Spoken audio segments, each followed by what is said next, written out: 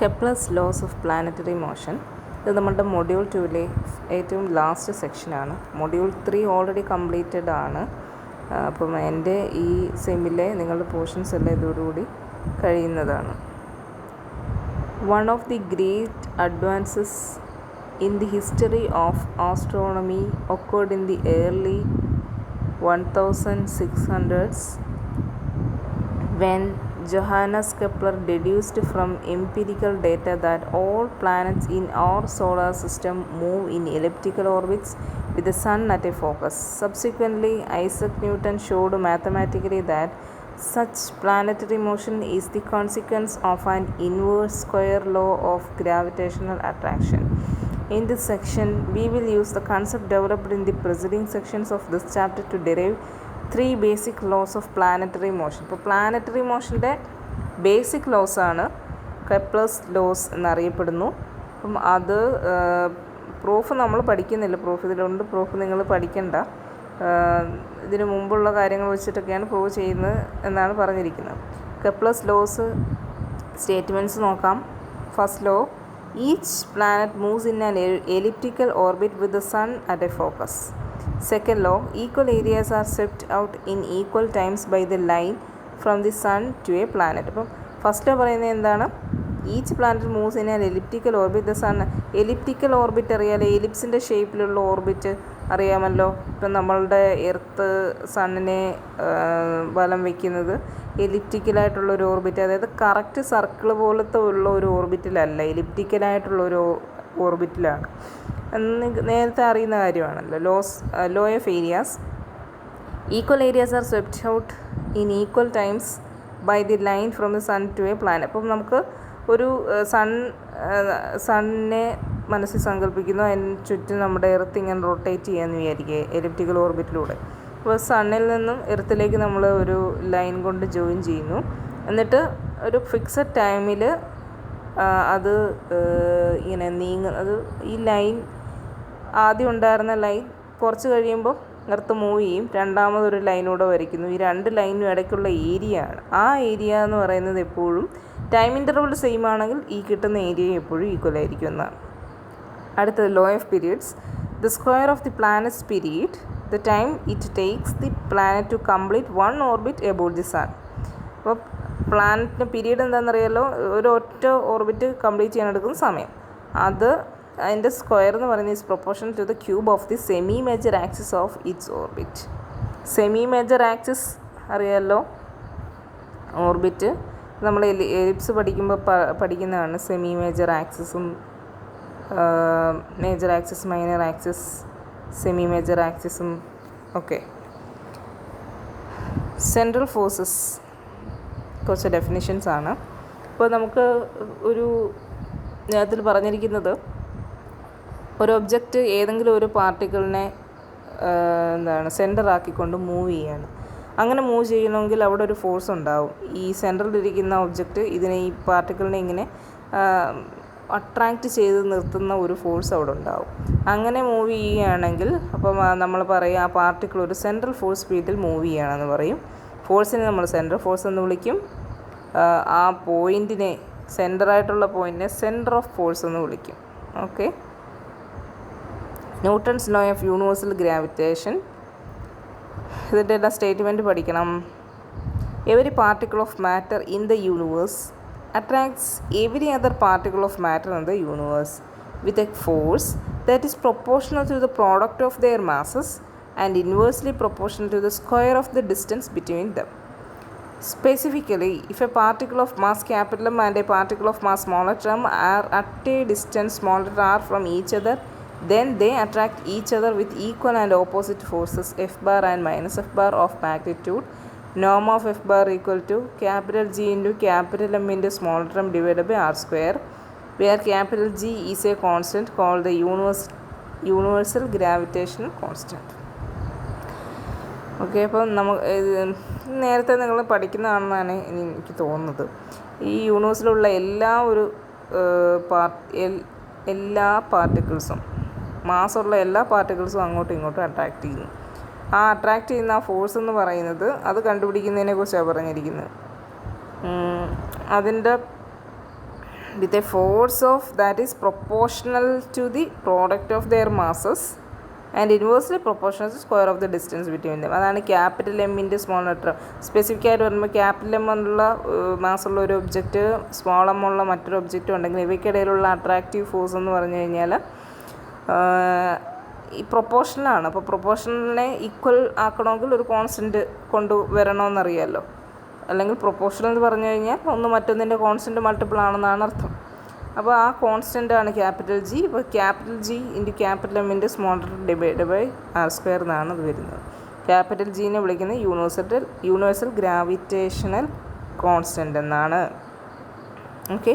അപ്പോൾ ഒരു ഒബ്ജക്റ്റ് മറ്റൊന്നിലേക്ക് അപ്ലൈ ചെയ്യുന്ന ഫോഴ്സ് എഫ് ബാർ ആണെങ്കിൽ അത് തിരിച്ച് അപ്ലൈ ചെയ്യുന്നത് മൈനസ് എഫ് ബാർ ആയിരിക്കും. അപ്പോൾ ഇതിനകത്തിൽ നോം എഫ് ബാർ ആണ് ഇവിടെ തന്നിരിക്കുന്നത്, ഫോഴ്സിൻ്റെ മാഗ്നിറ്റ്യൂഡാണ്. പിന്നെ എഫ് ബാർ എന്ന് പറയുന്ന വെക്ടർ കണ്ടോ കണ്ടുപിടിച്ചിരിക്കുന്നത്. F bar can be expressed in vector R as F bar is equal to നോം F bar into minus vector R divided by Noam of R.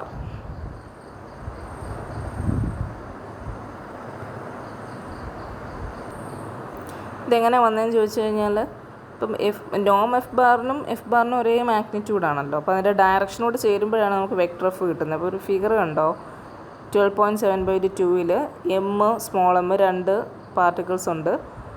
Masses ആണ് M small എമ്മും.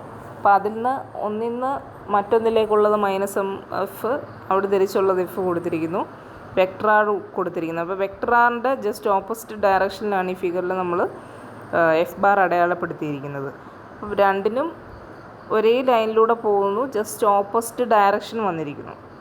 അപ്പോൾ നമുക്ക് ഈ vector എന്താ പറയുക, വെക്ടർ ആറിൻ്റെ ഡയറക്ഷനിലുള്ള യൂണിറ്റ് വെക്ടർ കൊണ്ട് നമ്മൾ മൾട്ടിപ്ലൈ ചെയ്യുകയാണ് ഈ നോം എഫ് ബാറിനെ. അപ്പം നമുക്ക് എഫ് ബാർ എന്ന് പറയുന്ന വെക്ടർ കിട്ടും, കാരണം ഡയറക്ഷനോട് ആഡ് ചെയ്യപ്പെട്ടു.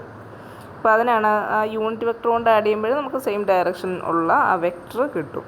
അതിനാണ് ഇവിടെ നോം F bar into vector R divide by minus just opposite direction ആയതുകൊണ്ട് മൈനസ് വന്നു, വെക്ടർ ആർ ബൈ നോം ആർ എന്ന് വരും, ഈക്വൽ ടു നോം F bar into minus vector R by small letter R.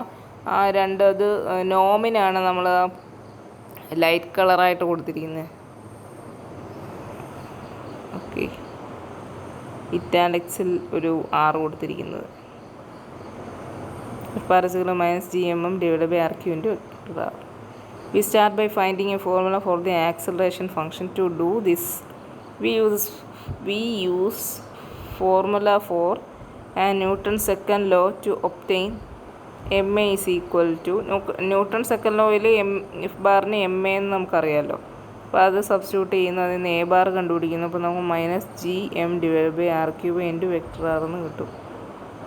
To obtain a formula for the position function of the mass we will need to introduce coordinate system and make some assumptions about the initial conditions. Okay, അത് കെപ്ലേഴ്സിൻ്റെ പ്രൂഫാണ് കൊടുത്തിരിക്കുന്നത്. Artificial okay, അതിൻ്റെ മുകളിലൊരു കാര്യമുണ്ട്. Typical formula കണ്ടോ, T is equal to 2π divide by root of G M into a raise to 3/2. ആ formula വേണ്ട ഫോർമുലയാണ്. T എന്ന് പറയുന്ന ടൈം പീരീഡാണ്. അപ്പോൾ തേർഡ് ലോ പ്രൂവ് ചെയ്യുന്നതിനകത്തുനിന്ന് നമുക്ക് കിട്ടുന്നതാണിത്. Artificial satellites.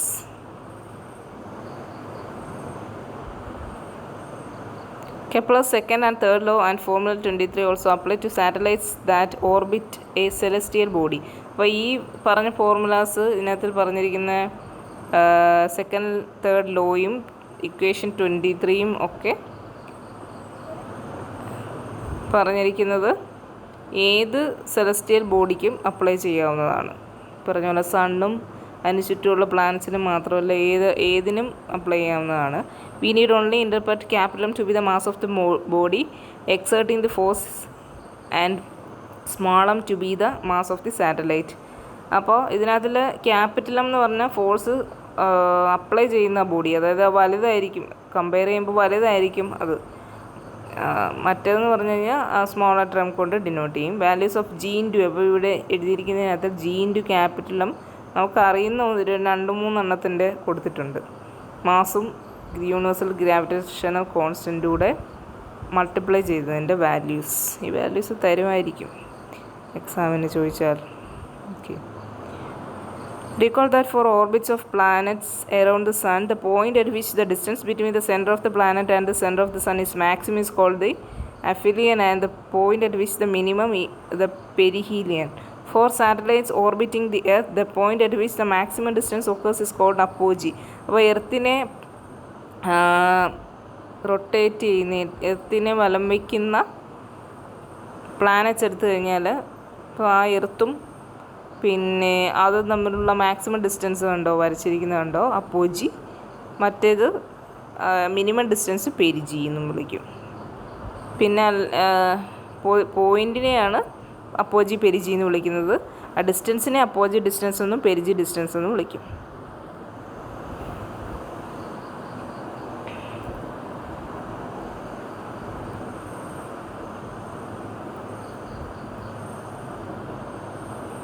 Example, a geosynchronous orbit for a satellite in a circular orbit from the orbit about the equator of the Earth, in which the satellite stays fixed over a point on the equator. അപ്പോൾ ആദ്യം ഒരു definition തന്നിരിക്കുന്നത്. Geosynchronous orbit for a satellite is a circular orbit about the equator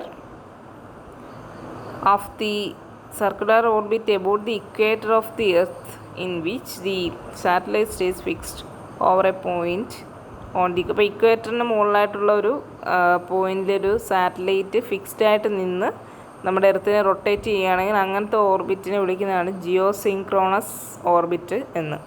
use the fact that the earth makes one revolution about it's axis every 24 hours to find the altitude in miles of a communication satellite in geosynchronous orbit. Assume the Earth to be a sphere of radius 4000 miles. അപ്പോൾ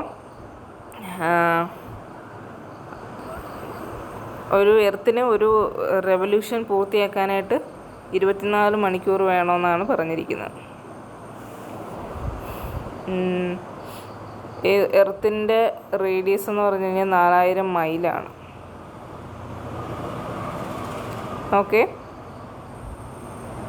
അപ്പോൾ ഇതിനകത്തിൽ നമുക്ക് വേണ്ടത് altitude in miles കണ്ടുപിടിക്കുക. അതായത് ഈ സാറ്റലൈറ്റും എർത്തിൻ്റെ സർഫസും തമ്മിലുള്ള ഡിസ്റ്റൻസാണ് ഉദ്ദേശിച്ചിരിക്കുന്നത്.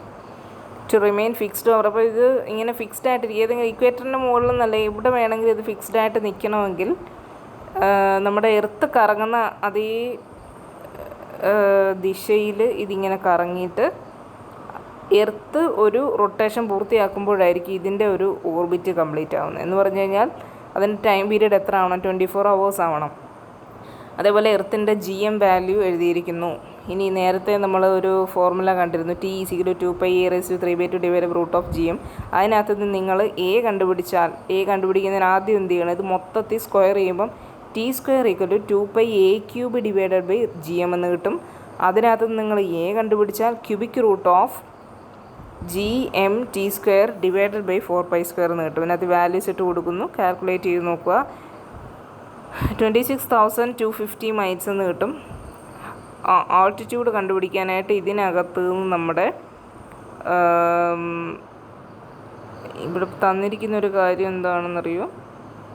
4000. അതായത് സർഫസിൽ നിന്നുള്ള, അപ്പോൾ ഈ പറഞ്ഞിരിക്കുന്ന A എന്ന് പറയുന്ന ലെറ്റർ കാണിക്കുന്നത് എന്താണെന്ന് ചോദിച്ചു കഴിഞ്ഞാൽ നമ്മുടെ സെൻറ്ററും പിന്നെ ഓർബിറ്റും തമ്മിലുള്ള, അതായത് എർത്തിൻ്റെ സെൻറ്ററിൽ നിന്ന് ഓർബിറ്റ് വരെയുള്ള ഡിസ്റ്റൻസാണ് A എന്ന് പറയുന്നത്. ഓക്കെ. അപ്പം അവിടെ നിന്ന് നമുക്ക് ഓൾട്ടിറ്റ്യൂഡ് എന്ന് പറഞ്ഞാൽ സർഫസ് മുതലുള്ള ഡിസ്റ്റൻസ് കണ്ടുപിടിക്കാനായിട്ട് അപ്പം എന്ത് വേണം? ഈ എർത്തിൻ്റെ റേഡിയസ് അതിൽ നിന്ന് സബ്ട്രാക്റ്റ് ചെയ്യുക വേണ്ടത്. ഇവിടെ സ്മോൾ ലെറ്റർ A പറയുമ്പോൾ തേർഡ് ലോയിൽ പറഞ്ഞിരിക്കുന്നുണ്ട്, to derive Kepler's third law let A and B be the semi major and semi minor axis. അപ്പോൾ ഒരു എലിപ്സ് വരയ്ക്കുമ്പോൾ നമ്മൾ എലിസ് മനസ്സിൽ കാണുക. അതിങ്ങനെ നമ്മൾ ക്രോസായിട്ട് സെമി മേജർ ആക്സിസ്, അതേപോലെ തന്നെ മേജർ ആക്സിസ് മൈനർ ആക്സിസ് വരയ്ക്കുന്നു. അതായത് ആ രണ്ടുകൂടെ കൂട്ടിമുട്ടുന്ന ആ പോയിൻ്റ് മുതലുള്ള ഡിസ്റ്റൻസാണ്, പകുതി ഡിസ്റ്റൻസാണ് നമ്മുടെ ഈ എ. പോയിൻ്റ് കൂട്ടിമുട്ടുന്ന പകുതി ഡിസ്റ്റൻസാണ് ബി. അത് ചെറിയ ഡിസ്റ്റൻസ് ആണ് ബി, വലിയ ഡിസ്റ്റൻസാണ് എ. അപ്പോൾ ഇവിടെ എർത്തിനെ ഇത്രയും റേഡിയസ് ഉള്ളത് കൊണ്ട് നമുക്ക് ആ എർത്തിൻ്റെ റേഡിയസ് കൂടെ കാൽക്കുലേറ്റ് ചെയ്ത്, അതായത് എർത്തിൻ്റെ സെൻറ്ററിൽ നിന്നും ഈ ഓർബിറ്റ് വരെയുള്ള ഡിസ്റ്റൻസാണ് നമുക്ക് ഈ എ എന്ന് പറയുന്നത്. അതുകൊണ്ടാണ് നമ്മളവിടെ സബ്ട്രാക്ട് ചെയ്തിരിക്കുന്നത്.